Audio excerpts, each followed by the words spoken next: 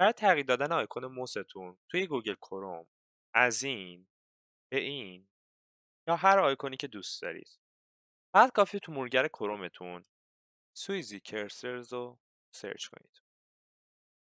وارد وبسایت سویزی بشید. توی این بخش هر آیکونی که دوست داشتید رو اضافه کنید. یه پیامی برامون میاد که باید اکستنشن کرومش رو نصب کنیم. کلیک میکنیم.